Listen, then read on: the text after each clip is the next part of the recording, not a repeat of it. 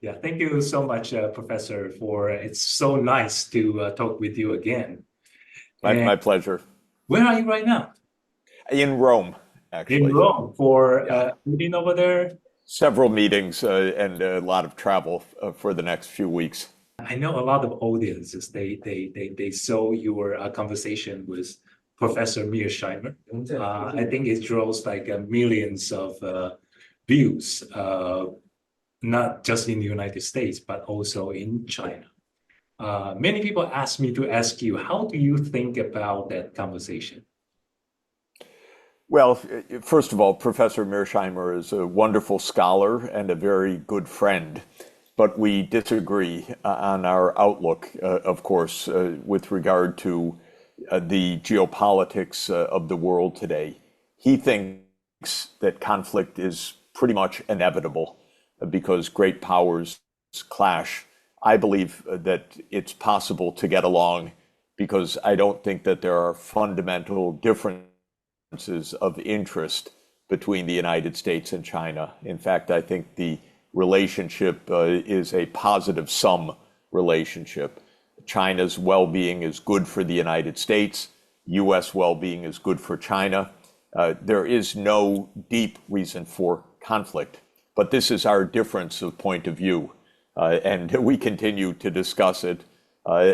Unfortunately, the American political mindset is more along John Mearsheimer's line than it is mine, because while I know China very well personally and see no threat from China and no risk from China, people who don't know China well imagine all sorts of things. And also in Washington, people who are more interested in power than in well-being think that it's very important to be number one.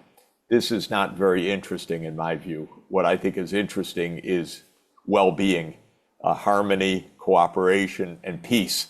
That I see no intrinsic obstacle to achieving. But the issue is not just in Washington. What we see right now, according to poll, more and more Americans have less and less positive views towards China. And to be honest, like China, they don't build like they doesn't build like 300 military bases around the United States. They don't send out troops to patrol the West. And why the public opinions are getting less and less positive.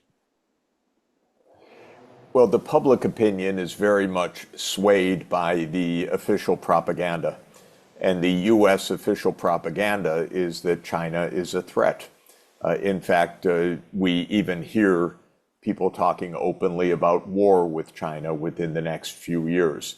Of course, I think that this is grotesquely irresponsible.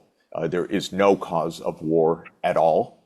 This kind of talk is should be absolutely not undertaken by responsible officials. But this is what the public hears. So I don't think that the public's view is formed by their own personal knowledge. Most Americans, unfortunately, have not had a chance to visit China or know people in China personally. And so what they believe is what they hear from their government. And the propaganda from the US government has been pretty relentless in the last 10 years. This is very unfortunate and very irresponsible and very dangerous, I can add. But in the end, American foreign policy is made by a relatively small group. It's not made by public opinion. It is driven by strategists in the security apparatus, the intelligence agencies, the Pentagon, the White House, the National Security Council. These people ought to know better. And this is what I keep saying. They are being absolutely irresponsible in their approach, and we need a different approach in the United States. Can we get different approach, even if the election result were to be Donald Trump or Kamala Harris? Can we get a different China policy? Well, on the one hand, it's quite clear that American foreign policy is failing everywhere. Even the meeting in the BRICS in Kazan is a demonstration of failure. If you look at the 36 governments that were around the table in Kazan, they represent 57% of the world population. And in addition to those 36, there are dozens more that are very sympathetic. The large majority of the world does not believe that it is in the Western camp. If anything, it believes that it is in the group of countries seeking economic and sustainable development. It doesn't want to be in anybody's camp. It wants to have peace, security, and economic advancement. That's the main goal in most places in the world. The U.S. foreign policy is based on the idea of hegemony, that the U.S. must be the dominant power in every region of the world. But if you aim for that, you're bound to be in conflict with other powerful countries.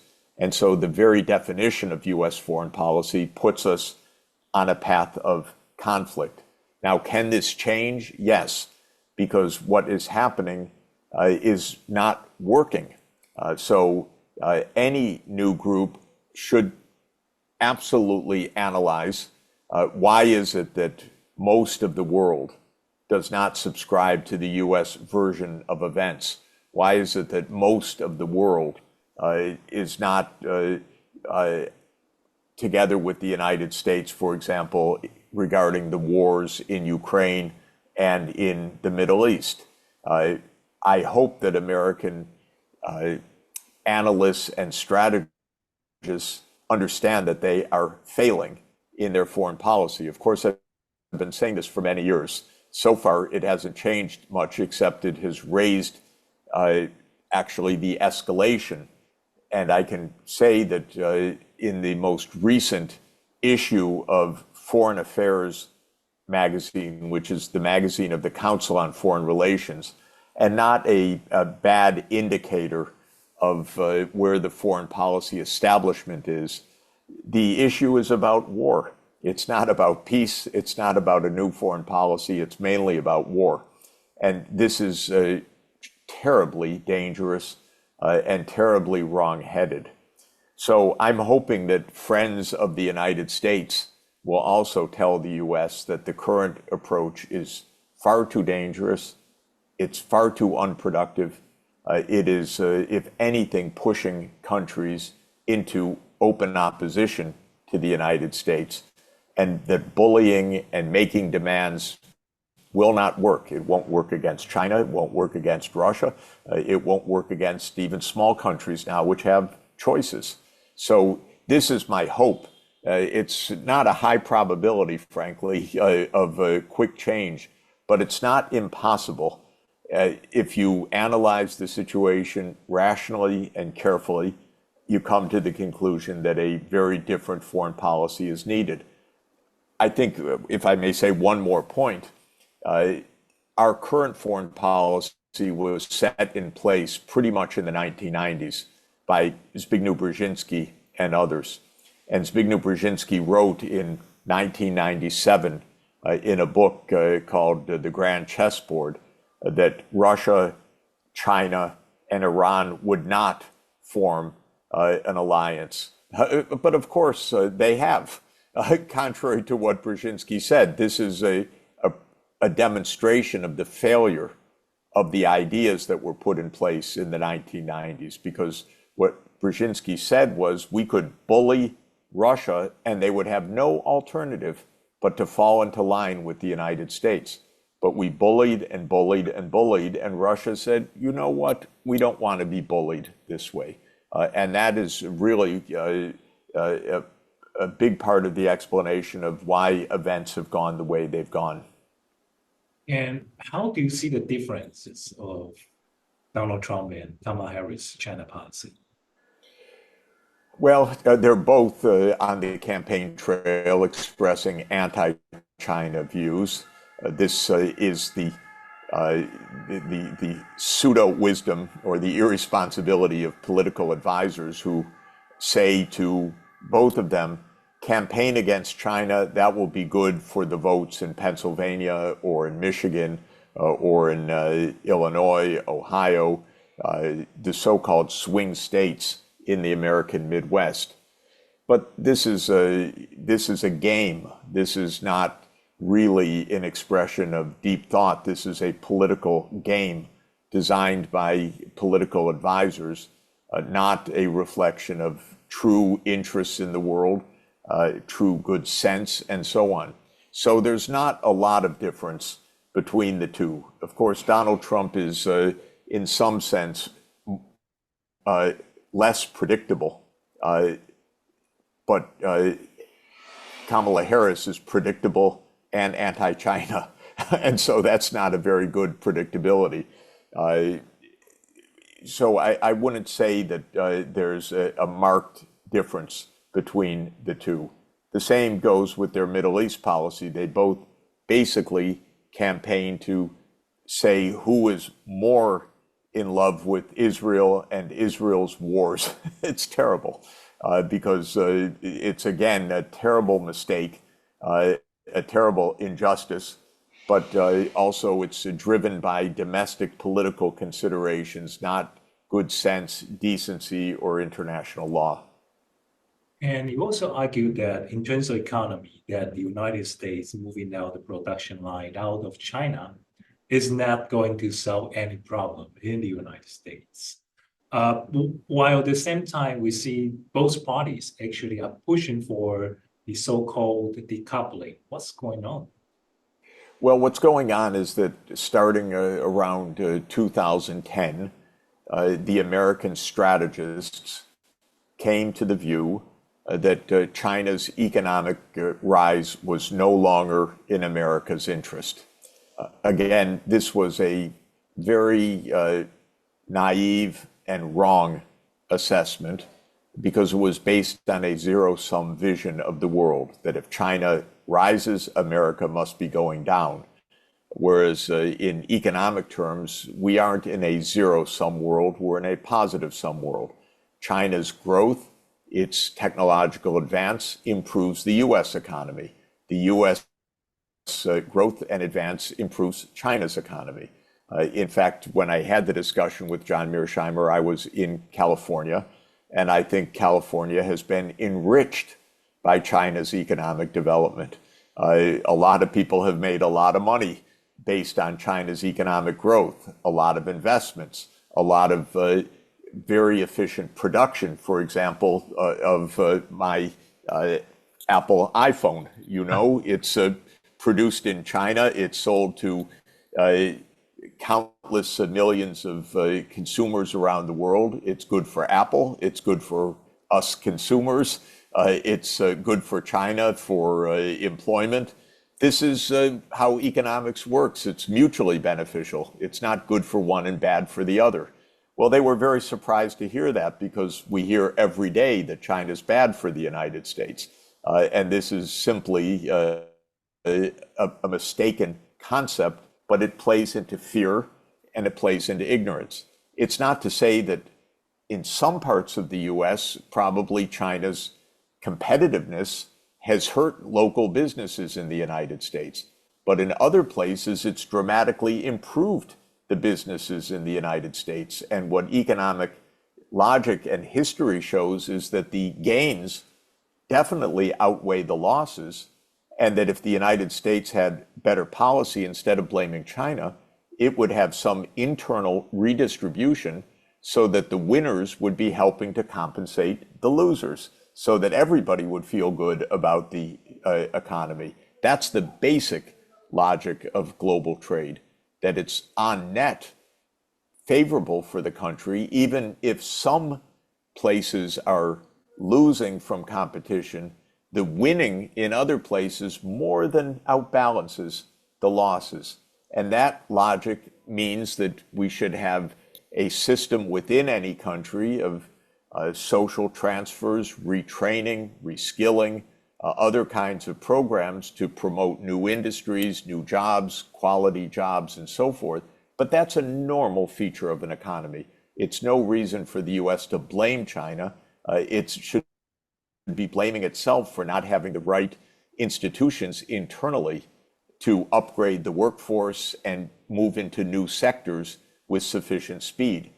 We can also note that China has become the world's low-cost producer of many, if not most, of the technologies we need for the green transition. China's the world's low-cost producer of photovoltaics, of batteries, of electric vehicles, of wind turbines, of fourth-generation nuclear, of 5G, of long-distance power transmission, and so forth. Well, this is a great result for China. It's very good for countries that are partners with China in the Belt and Road Initiative, for example, because they get low-cost technology at very effective, good prices. For the United States, the real lesson is that during this last 10 years when China was building up its industry in these sectors, the United States was doing very little. It was debating, should we go to electric vehicles or not? Well, China said yes, it went to electric vehicles. Something like 400 producers got into the highly competitive market. Now it's being shaken down to a few, but these few are superb. And we have one. We have Tesla, very good, but it's one. China has dozens, hundreds even. And this is a big difference between the United States and China in the last 10 years.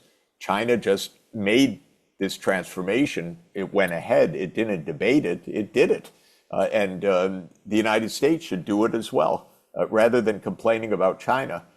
Or maybe if Donald Trump comes in and he says, I don't believe in climate change, we'll have another 10 years in which the US produces in dirty industries while China becomes the leader of the clean industries. That would be another tremendous competitive mistake of the United States, but it wouldn't be China's fault. It would be the fault of American politics.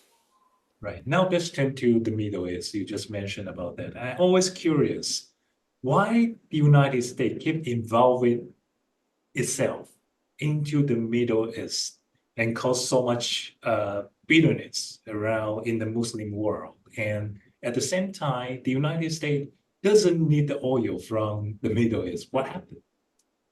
Well, the US foreign policy often is led by very specific interest groups. And in the case of the Middle East, the so-called Israel lobby has been the dominant influence of American policy.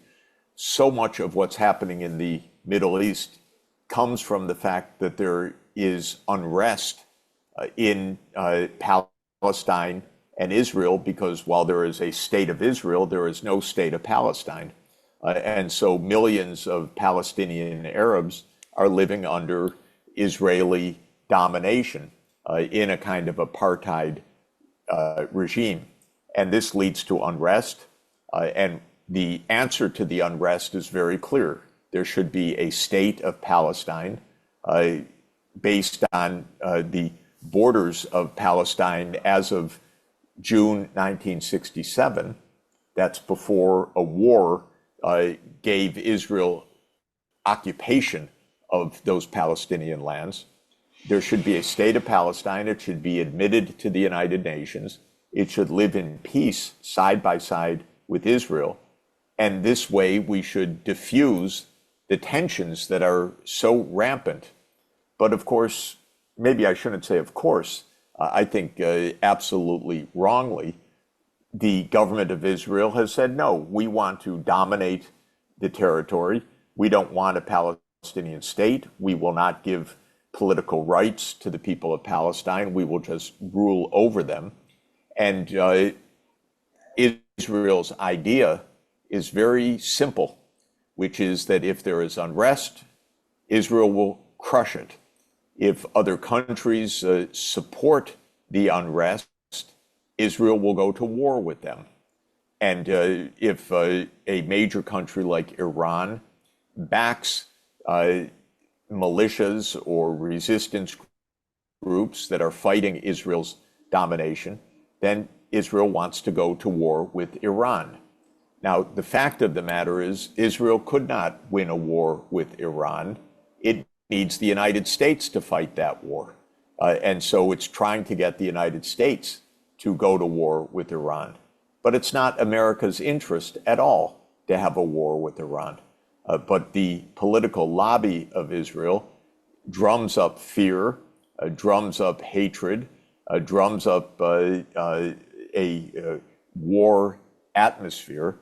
And this is, by the way, one of the main reasons why the United States went to war with Iraq, because Benjamin Netanyahu, the current prime minister of Israel, went on a campaign in 2002, and it actually goes back to the 1990s, that the United States should go to war with Iraq. There was no reason for the United States to go to war with Iraq. Only Israel pressed us to do so. It was a foreign policy disaster. This is what is continuing to happen in the United States in this case. Our policy in the Middle East is guided by Israel's interests rather than America's interests. And it's time that the American people don't like what's happening. It's time that the US, China, Russia, Britain, France, in the UN Security Council say there's a Palestinian state whether Israel likes it or not. The borders are those of the 4th of June, 1967. The UN is going to place peacekeeping forces to keep the two sides apart from each other. And we're going to move forward rather than having an escalating Middle East war. This would be the right approach. Right. There's no difference of interest whatsoever between China, Russia, and the US in this case, because a spreading Middle East war is bad for everybody. So the great powers should get together and put the solution into operation. I really appreciate it. Thank you so much for your time this time. Thank you. Great to be with you. Thanks a lot. Bye-bye.